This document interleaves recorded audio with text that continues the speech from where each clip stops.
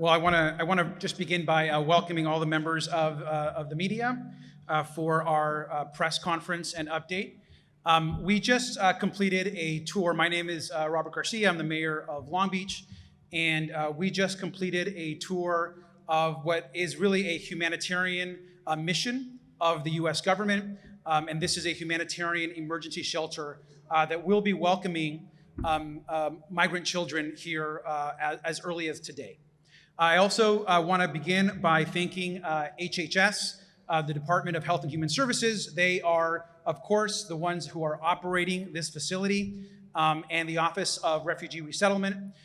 With us today doing the tour, we are being joined by our Congressman, Lowenthal, who will be making some remarks, as well as members of the Long Beach City Council, and many community leaders who have been invited by the city that have been engaged and will be part of the work that are happening here at the shelter. I just want to begin today by noting that sometime later today there will be children arriving here at the center. We know that the mission of this center here in Long Beach is quick family reunification.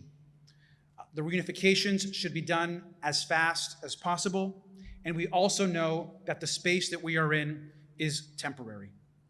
It is incredibly important that in this moment, we treat every single child with compassion, with kindness, and with love. Long Beach has a rich history in welcoming refugees.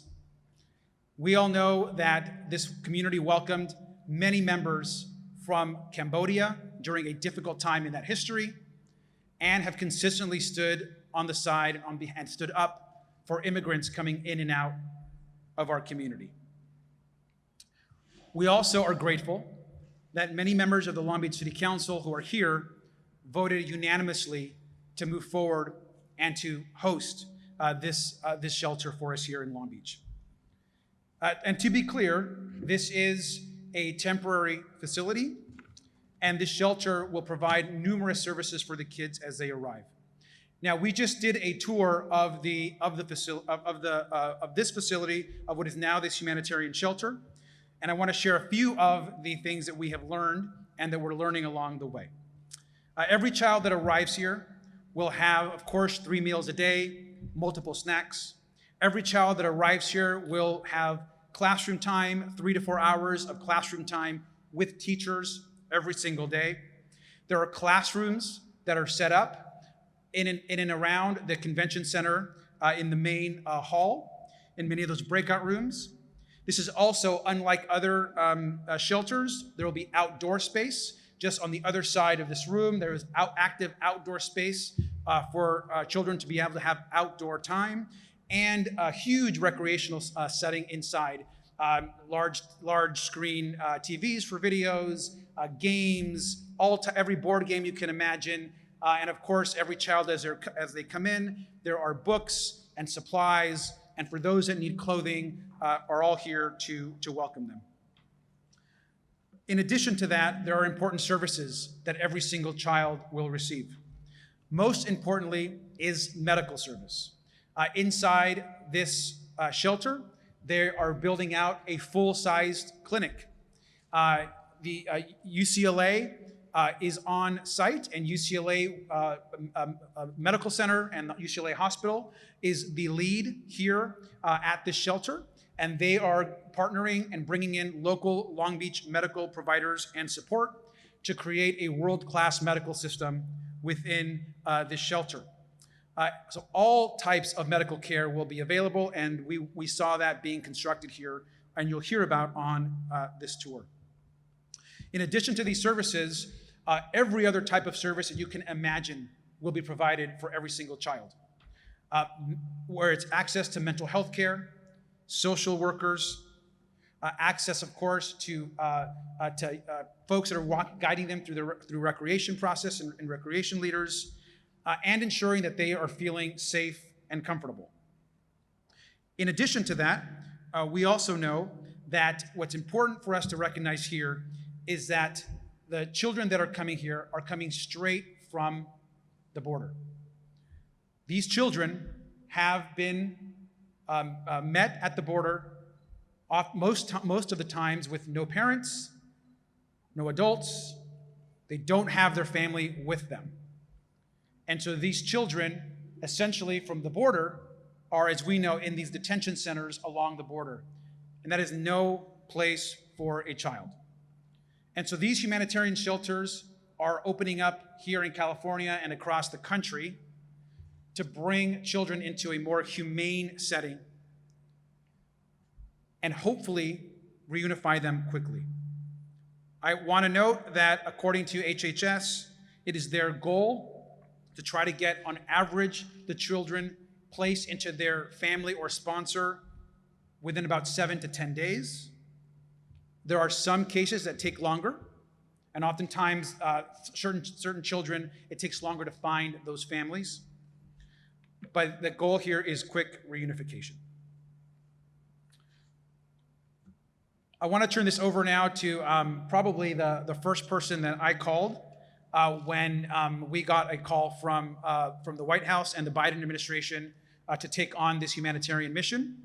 And that is, of course, our Congressman that represents Long Beach and has been a long time leader in our community and has served in the council and the state legislature. And of course, this is incredibly important to him as the federal government and Congress has oversight of all of these facilities and programs. So let me introduce Congressman Lowenthal.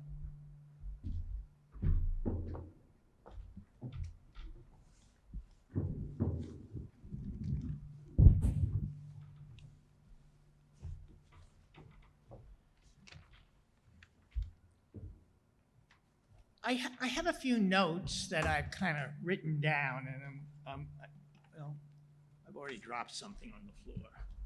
Oh, here it is. That I've written down that I'm going to get to in just a minute. But as a member of the congressional delegation, on a 2, maybe 3 times, I've visited those detention centers on the border, and they were no place for people or for children. They were crammed together. They were in cages. This was prior. This was over the last 9 years. I visited at different times under different administrations. So I didn't know what to expect today. And I really, want to thank the city of Long Beach, the administration, the mayor, the city council. I want to thank FEMA. I want to thank HHS. I want to thank the medical professionals that come. I want to thank all the people that are going to be providing services here, because there is no doubt that under a very trying situation for children that have been traumatized, this city is trying to do the best it can. As the mayor pointed out, I've been a representative on the city council. I've been a representative on the state legislature. I've been now a representative in the federal government. I've been around for a while. That's almost 3 decades of serving my city as an elected official. And I've lived in Long Beach for 5 decades since graduate school and came to teach at Cal State Long Beach. And I can tell you, I've never been more proud of my city than I am today. What it's doing to step up in this crisis. We're a city that embraces diversity. We're a city, and many of my constituents who are immigrants themselves and refugees. We've gone through this a number of times. And now we're being called once again as a city to step up and provide help for these children. And we're going to do that.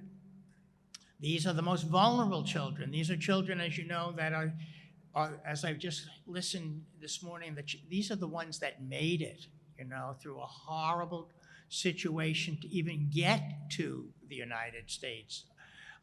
And now they're separated from their families. And so we've got to demonstrate again, as we've done over the years, that we can provide a caring, loving, supportive environment. You know, our federal immigration system is broken, and it hasn't been fixed for many decades now. It's been broken. But the city didn't create that. That's not the city that did that. What the city can do is to make sure that the children that are caught up in this broken system are treated humanely, that we provide them the services that they need, and when they remember what it was like later on, they will remember Long Beach as a place that tried to meet their needs and care for them at a time that they were very scared and frightened and didn't know anything about what was happening and what the United States was like. And I think offering this help really demonstrates who we are as a city. That's who we are. That's what everybody knows and feels, that sense of community too, that we are a caring, supportive system. So I'm proud to be here. I'm proud to support the city. I'm so proud to support HHS. I'm proud to support FEMA. I'm just really glad, not only as a Congress member, but as one of the many residents of Long Beach who will be participating in this process. I'm just glad that we're doing our part. Thank you.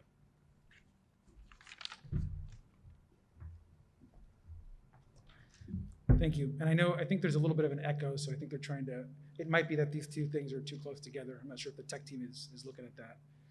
I want to thank Congressman Lowenthal. I want to now introduce Angelica Salas. Angelica runs the largest immigrants' rights organization in the state of California and certainly in the region. Everyone knows Chirla and the work that they do to ensure the humane treatment of immigrants as they're here, not just in California, but across the country. And so it was important for us to have her and her organization are working on a daily basis with the federal government and with the state government on this very issue and immigration reform. So, Angelica, please.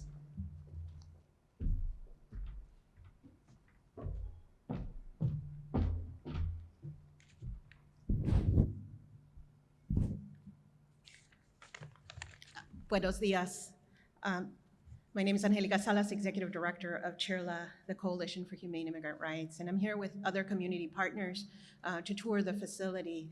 And with us is also immigrant defenders who will be representing some of the children who are here. Chirla believes in the welfare of children, that the welfare of children always have to come first, their safety. This is why we commit to working hand in hand with the City of Long Beach, Mayor Garcia, the City Council, and everybody who is working arduously to ensure that these children are safe. We need to ensure that at all times, children are cared with the absolute highest standards of care and due process.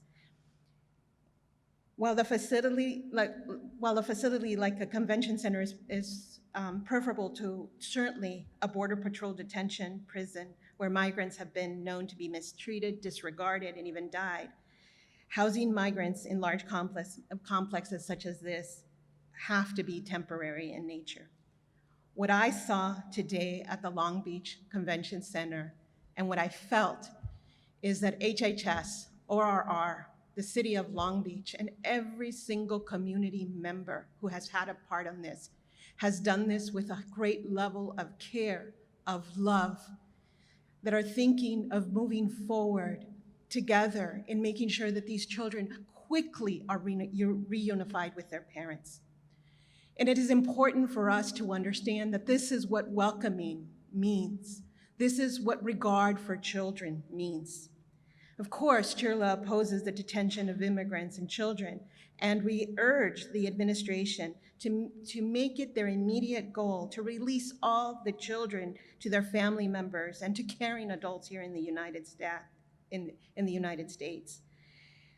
We want to make sure that the reunification process happens quickly, that the children and the parents have representation, and that they are processed, especially those who might have lost their parents in the migrant trail, that they're processed as a family unit. We also want to send a message to the parents, and this is very important. We want to make sure that the parents hear that they can come forward to reunite with their children without fear of their immigration status in this country. The Biden administration has reiterated that they will not go after parents after picking up their children, a practice that was common under the Trump administration. Chirla is here to help these parents and any sponsor who needs more information about the processes that they need to go through to quickly reunite with their children.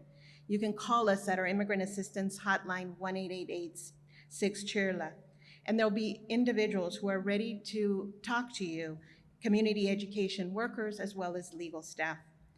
I want to say this in Spanish. Quiero darle también un mensaje a los padres, que sus niños aquí en la convención, en el centro de convenciones de Long Beach, van a ser cuidados, pero que nosotros también queremos que ustedes sepan que no tienen que tener miedo de venir a organizaciones como Chirla o a otros a buscar a sus niños. Nosotros les podemos ayudar. Y si ustedes tienen temor por su estatus migratorio, queremos que ustedes entiendan que hay mucha gente que quiere ayudarlos para que entiendan el proceso, cómo es que trabaja este sistema, para que rápidamente ustedes puedan tener custodia de sus niños, que yo sé que están ansiosos de verlos. Chirla, pueden llamar a nuestra línea de asistencia 1886 Chirla y ahí habrá personas de la organización que le pueden ayudar y pueden contestar sus preguntas sobre el proceso y también ayuda legal si lo necesitan. We acknowledge that only through immigration reform can we address the root causes of immigration and create systems that safeguard and protect the lives of children. We do need immigration reform, and we needed it a long time ago. What you see with these children is the result of not taking action. So we have to take action.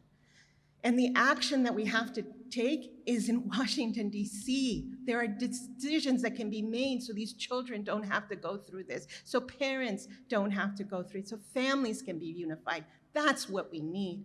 In the meantime, what has happened here is that communities of love and welcoming have come together, have used their community resources, brought them all together so that children can be safe, so that while they wait for their parents, while they get the legal representation that they need, that in the meantime, they know that somebody cares for them. Thank you very much, City of Long Beach, and thank you everybody who has had a role in making this center, this temporary center, possible. Muchas gracias. Thank you to Angelica. And I want to go ahead and now bring up Jessica Quintana. Jessica Quintana is the executive director of Central Cha, which is Long Beach, not only Long Beach's oldest but largest organization centered around Latinos, the Latino Chicano community, and does enormous work around immigration and advocacy, which we agree with as well. So, Jessica.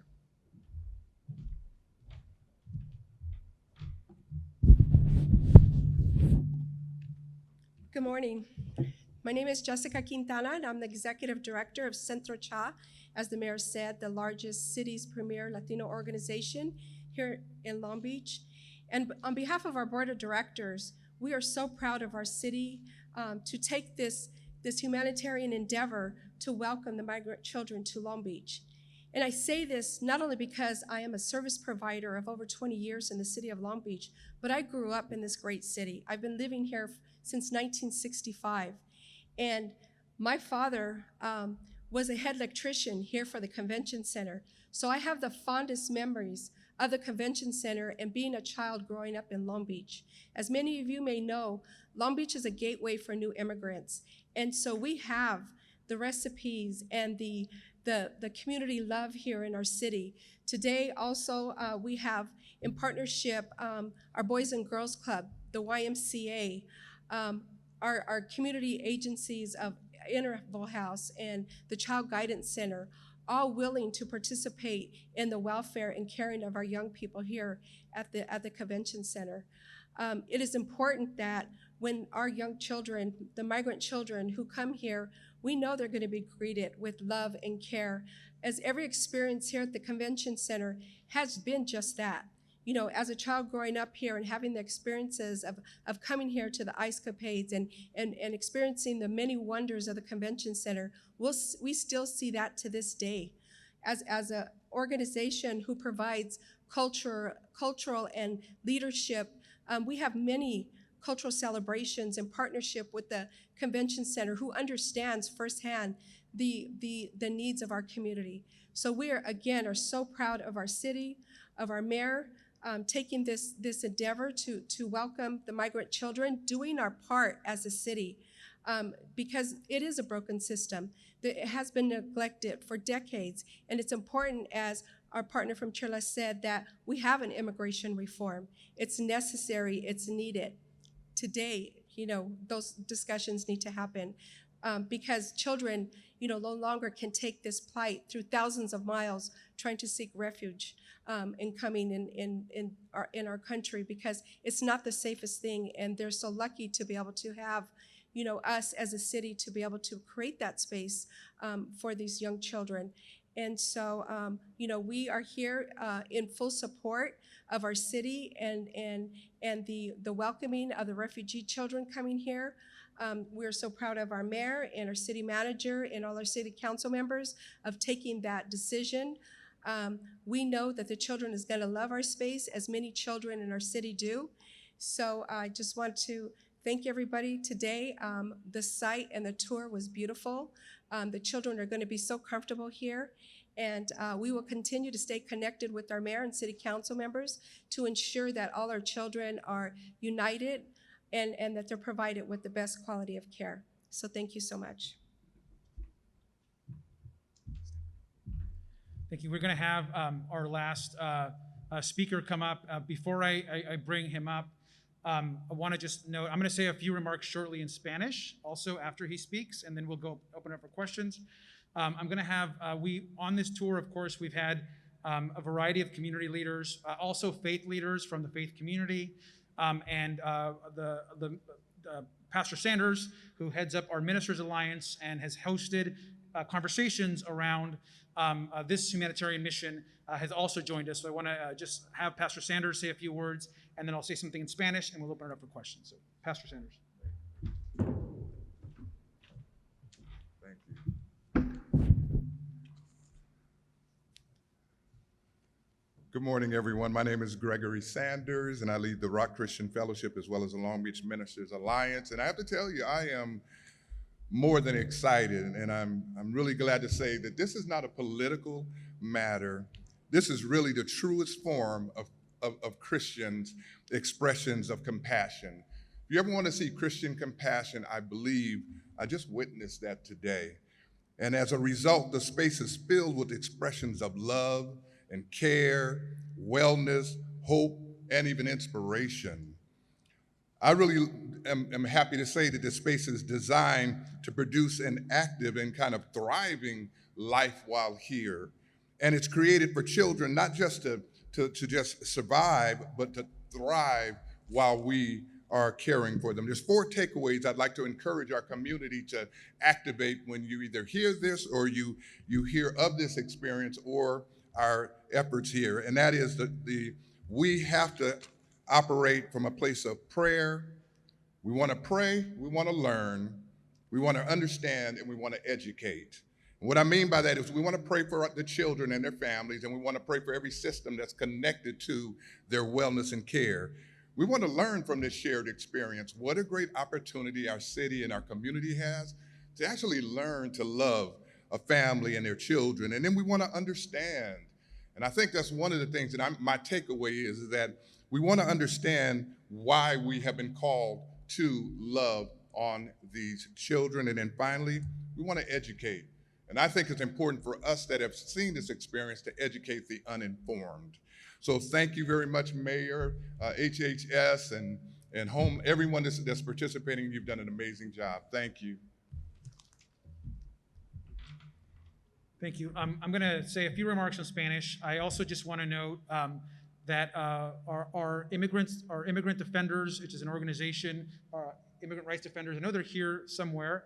Just want to make sure that everyone is also aware that our Immigrant Defenders is an organization that provides legal service and protection and support for every child that comes into this shelter. They are working with HHS, and I know they are here if there's also questions, to ensure that every child also has legal representation. And so not only will the children have food and education and access to care, they will also have the appropriate legal representation that they may need in the process. And so grateful to their work that, here as well. Déjame nomás decir unas palabras en español. Soy Roberto García, el alcalde de la ciudad de Long Beach, y quería nomás decir que estamos acá en este momento para ayudar a los niños que están viniendo acá a los Estados Unidos y que necesitan nuestro apoyo y nuestro amor.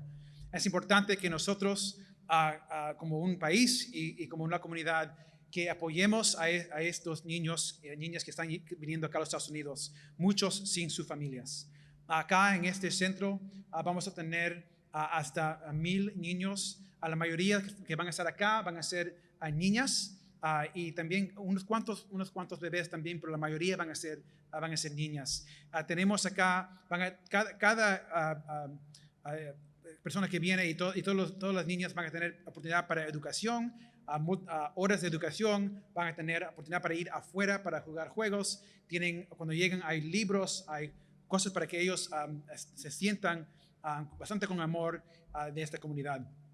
También hemos dado este tour hoy día con bastantes gentes de la comunidad, con miembros del concejal de la ciudad de Long Beach, y además queremos dar gracias a ellos por apoyando a este centro.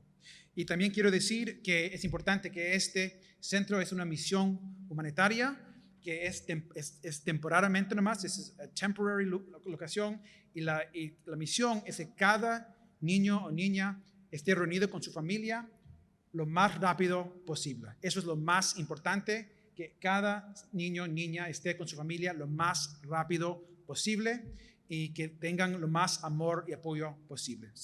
Quien más quería dar esas palabras en español también. Con eso, I'm going to go ahead and open it up for any questions. I think they've set up, Kevin has maybe set up questions, and a variety of folks can answer the question. Of course, we have HHS here also, who if there's a question that we may not be able to answer, HHS can also, of course, answer the question. So, please. Good morning, Salas with Delegation. And I want to ask you, so you're telling us that it's going to be up to 1,000 children in this facility. How many are you expecting are they coming today? And how many of those 1,000 that you're expecting to come in are coming in today? And also, for transparency, what kind of a budget are you working with for this humanitarian So to answer the first part of the questions, we don't know the exact number today, but we do expect that there will be some children that will be arriving today. We heard a number earlier that it could be a couple dozen children that will arrive today, but that's really a flexible number.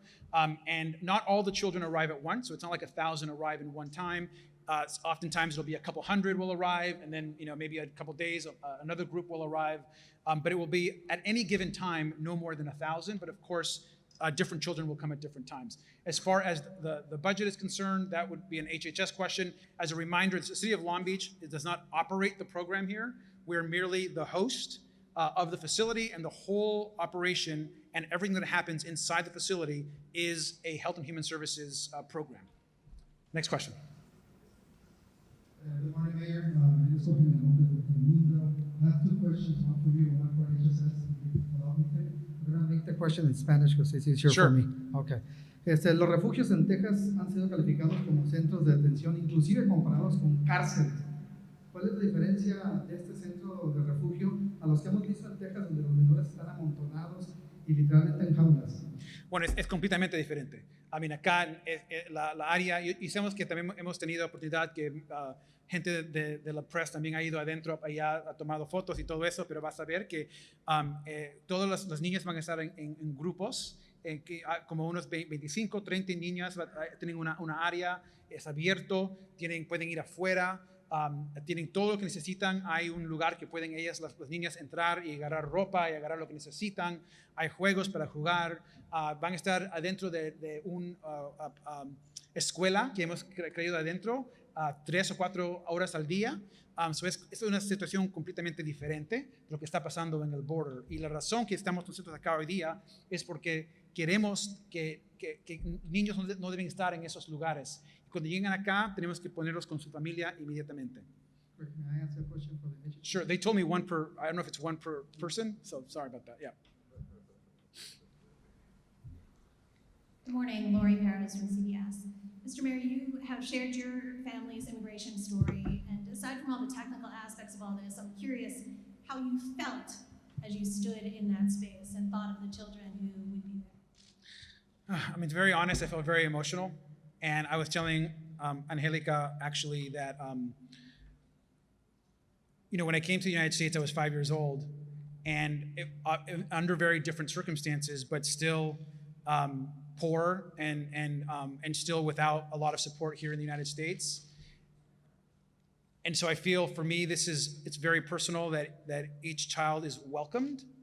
And I'm very grateful that there were welcoming Americans and welcoming people when I arrived with my family that showed us kindness and love, and then eventually guided us through a very complex process to become citizens. I'm also very grateful that I was given the opportunity to become a U.S. citizen, and I think it breaks my heart that we have a system today where children cannot receive the same kind of opportunity that I received when I went through the immigration system. And it's been the 1980s since we've had any type of real strong immigration reform or any type of pathway to citizenship or stronger support for refugees that are coming in. And so I agree with everyone that immigration reform and policy change has to be the focus. But it has been emotional for me, and I'm just grateful to HHS for their work and their work in the future.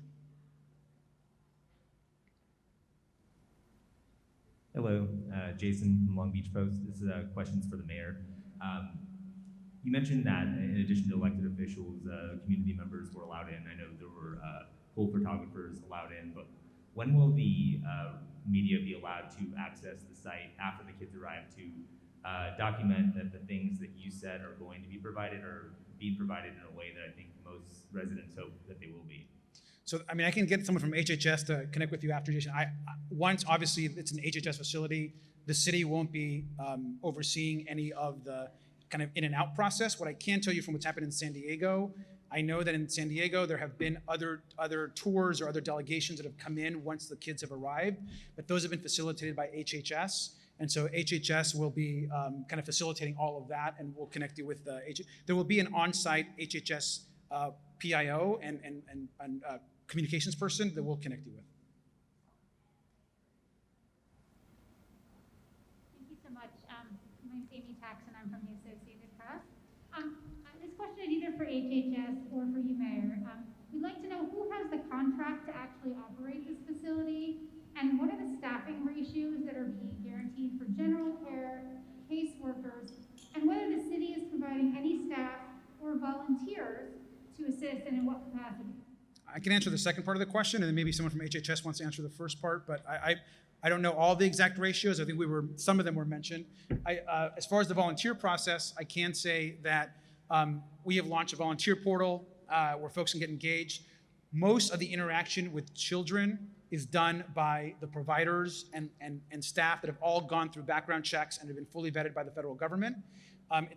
So from a volunteer perspective, there will be volunteer opportunities, but those folks will have to go through a process and won't be the daily interaction with children that the staff will have because of the insurance for health and safety of the child. As far as the ratios, maybe someone from HHS can answer.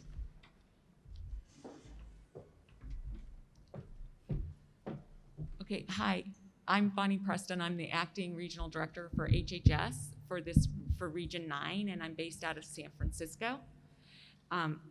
So happy to be welcomed here with such great generosity from the city of Long Beach. So I first need to say that. In terms of staffing ratios, they follow the our Administration for Children of Families Office of Refugee Resettlement staffing ratios. And I know a lot, our ORR people on staff are busy here setting up processes right now, but it depends on the ages of the children. But as we were explaining on the tour, that children with who are younger here will have, there's a higher staffing ratio. I think it's 1 to 5. I can get you all of those. And then the older children, it's more like 1 to 8 in terms of youth care workers. And then for case management, there's a different staffing ratio as well, because the youth care workers will bring their children to case management for assistance. So those case managers on site will be working with the whole shelter population. So we're gearing up every day with our staffing as the census of children we receive increases, and based on the ages of those children. And you asked about the prime contractor, and that is a company called DRC, which is a emergency response, and they have been involved with our operations in longer term permanent facilities. So we're so pleased knowing that on day one, they'll be ready to start case management, start to intake children, start the process of reunification with their families or verified sponsors. So happy to give more information on that when we get our ORR folks. Yes. Hi, Bonnie. This might actually be a question for you. Okay. Margaret Carrera with KNX Radio. Thank you so much for taking the question. Thank you. Can you speak a little bit more about that reunification process, and like, are we talking about families that are here in the United States? Are we trying to find their parents who may still be on the other side of the border? What are we talking about? Well, what happens is when children are transferred from Border Patrol into HHS custody, so all the children at this facility will be there, are in HHS custody when they arrive here.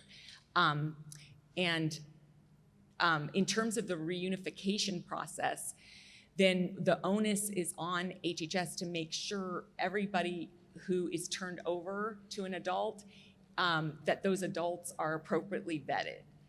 And the children often come with names and contact information of their relatives. And those relatives might be back home as well as in the States. So when they first get here, they want to call and tell people that they've made the journey, they've made it to the United States and where they are. So those international calls go out, and sometimes, and then when the case management reunification process is going on, those children often come wanting to be unified with relatives in the United States. So this reunification is with relatives in the United States. Thank you. Bill Pearl with lbreport.com. I'd like to get some clarity on the White House aspect of this from the mayor. Okay, Mayor. Exactly who contacted whom initially on this? Who were the parties to that conversation? Was the conversation email, by phone, about when it would take place, and who handled the follow-up with the city? Thank you. Sure, I think the question was about who on the White House side came in contact with the city. Who initially contacted whom? Sure, I'd have to know the exact person. I believe the initial conversation was from the White House Office of Intergovernmental Relations, which is typical for programs like this. The initial email and phone call came to our office, my chief of staff, and myself within the same day. I think we've released the date of that call. It was March, Diana? March 25th. I believe it was Miss Julie Rodriguez, who is the head of Intergovernmental Relations. And then since then, there have been constant communications with HHS, city staff. I personally have talked to Secretary Becerra as well, and all the coordination. Thank you. Thank you. Hi, Mayor. Christina Gonzalez, KPTV 11. I want to clarify, this is only for siblings at this point, that's what we are told. And number two, I mean, Long Beach has one of the most extensive homeless assistance programs for the unhoused, but there have been questions, some criticism as to why wasn't this done, possibly for homeless families with children. You can address this. Thank you. I can answer both of those. Thank you for asking the first question. Maybe I wasn't as clear earlier. A few weeks ago, or maybe a week ago it was looking like we were going to have all sibling pairs. We will still have sibling pairs here, but we will also have, it's going to be mostly young girls, and there'll be sibling pairs within that, but some will not have sibling pairs. So I want to just, let me clarify that. It's now just young girls. There will be sibling pairs within that. And on occasion, we'll get, there could be younger toddlers, but the vast majority will be girls from the ages of, I think HHS, 5+. That would be a vast majority of the children that are here will be girls 5+. And the second piece was on homelessness. Let's be clear, homelessness has been a crisis in Long Beach and in the United States for years, and it will continue to be. I'm a strong believer that you can do the right thing on homelessness. You can do the right thing to support children, to support the crisis on the border all at once. In Long Beach, we have opened up multiple shelters just in the last year. We've purchased hotels and motels to convert them to housing. As we talk today, we have rooms available in shelters and in locations across the city where folks experiencing homelessness can get shelter. And so it's a complex issue, but we work on that issue every single day, and it is of top concern for the city. Any other questions? Hi, it's Kelly Puente with the Long Beach Post. Since we haven't been able to be in there to tour it, Mayor, can you describe a little bit about what more it looks like in there? Are there different beds set up in some of the various conference rooms? Are they going to be making meals in the convention center kitchen area? Just a little bit more detail about what it looks like in there, what the beds look like. Yeah, I think there was a pool photographer and videographer in the tour. So I know that the AP and the Y are going to release all the photos and the images. So I think hopefully that will all come out. But it is, I guess it's hard for me to describe. Maybe, Angelica, do you want to describe a little bit about the classrooms and the spaces? So what I saw was, first of all, when the children will walk in, there'll be a welcome area where the children can actually sit and lounge, sit and be there. The most important space is obviously their sleeping space, and so they're distanced out so that each child can really feel like they have their own space. There's lots of different cots, so they'll be sleeping on cots. I think that's important, with clean sheets and just I think the basics, but very important. Those basics are important.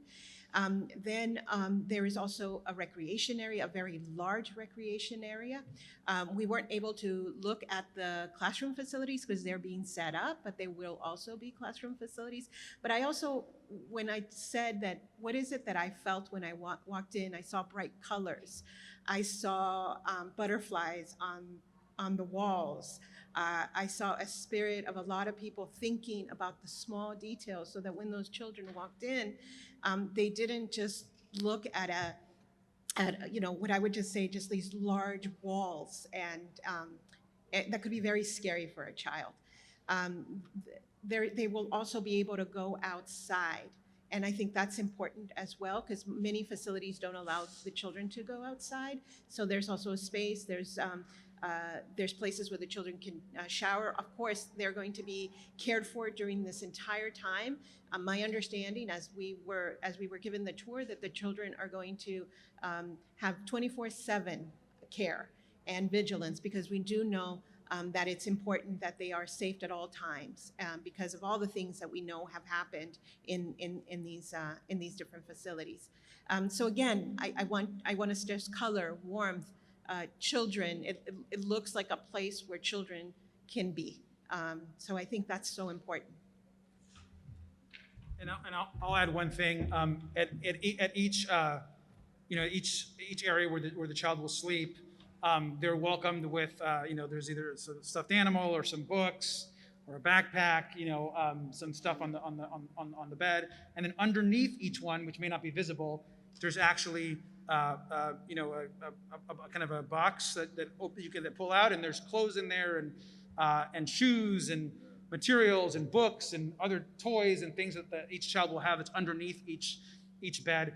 Also, one thing that has been noted is, I think I mentioned there's a store that's inside also, where each child will be able to go and pick out, so that each child has agency and has the ability to make decisions on their own as well. The child can go and select, I want this shirt, or I want this pair of shoes, or I would like to have this. I will say also, Kelly, that I think most of us have probably seen images from our neighbors in San Diego and understand kind of that open floor plan that's there. I think what you'll see here is I think a very warm, a little bit more colorful, inviting setup. And I don't want to put anyone on the spot, but we have been told by our HHS partners and the Office of Refugee Resettlement that they view our center as the most welcoming of these humanitarian mission shelters that they have seen, and that ours seems to be, up to now, the most welcoming, and that they hope to model some of the features into some of the other spaces. And that was said, I can say that because that was said on the record with reporters there. So. Okay. Mayor María Elena García Villalobos with TV Azteca. I'm going to ask in English because I don't know if it's for you or for the HS. Sure. You have said that this is not going to have any cost for the city of Long Beach. When you access the webpage, it says that if somebody wants to help, a monetary donation would be appreciated. How would those funds would be used if somebody makes a contribution, a monetary contribution? Great question. So we of course asked HHS what ways can the community help, and what we've heard from the community is they want multiple ways of helping. So some people want to donate direct money. We've had calls from say, we want to give money, how can we do it? Other people have called us and said, we want to volunteer. Other people have said, we want to donate items. And so we try to create as many of the opportunities as possible. ¿Puede decírmelo en español? Oh, claro que sí. Gracias. Okay. Gente que nos ha llamado a nosotros nos ha preguntado diferentes maneras que ellos pueden ayudar. So, gente nos ha llamado a nosotros, nos ha dicho queremos dar dinero, otra gente nos ha dicho queremos dar libros, otra gente nos ha dicho que nos ven a ayudar a los niños directamente. So, creamos un sistema que alguien puede ayudar de cualquier manera que quieren. Si están donando nomás una donación de dinero directamente, eso va a una foundation de la ciudad que se llama The Community Foundation, que tiene esos tipos de sistemas, y ellos tienen ese dinero, y un ejemplo que pueden hacer es que van a comprar, por ejemplo, como un gift card. So en el gift card ponen dinero para el niño o la niña, y cuando ellos capaz salen de este shelter, tienen un gift card para que ellos tengan ayuda. O capaz pueden comprar cosas que, porque acá le dan todo, pero más cosas, capaz más libros o más oportunidades. So esos son ejemplos. Yeah. We'll now be taking our final question. Hi, I hope you can hear me. Okay. I'm Andrea Castillo with the LA Times. This is a question for HHS. I'm wondering what the daily costs are for this facility, and is any amount being paid to the city of Long Beach for operation of the facility?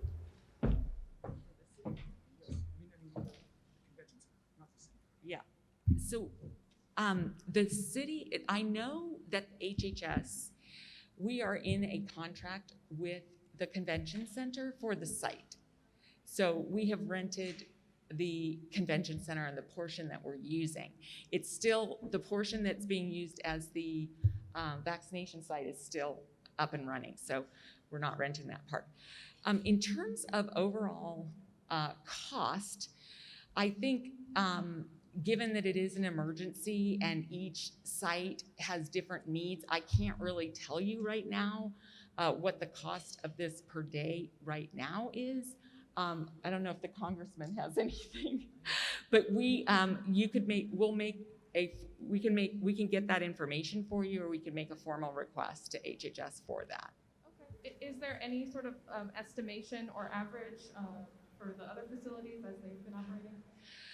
I'm sure we could get a number for you, but I'm just not privy to that today. I mean, our focus today is opening this center, and we want it to be ready for children today. So we're really in an emergency situation. So the budgets are, rolling out as we see what the need is, and the budget will meet the need to keep the children safe. Okay. I'll add to that also. Let me just add to that also, just to be very clear, the contract is with the convention center. And so the city itself is not, the convention center is the city's. But the contract is, of course, with the convention center directly. And so there's no direct contract with the city of Long Beach. I think, and as you already know, the costs eventually, I mean, that's all public information at the end of the day. And as far as the contracts and everything else in place, I imagine, because it's already been requested of us at the city, that contracting information and costs and all of that is all being compiled right now. The city is also working with our partners to get out all that information as far as what on our end, because as a city, we will absolutely have to and will be putting out all the information as far as what the contracting cost looks like on our end. Okay. Thank you all very much.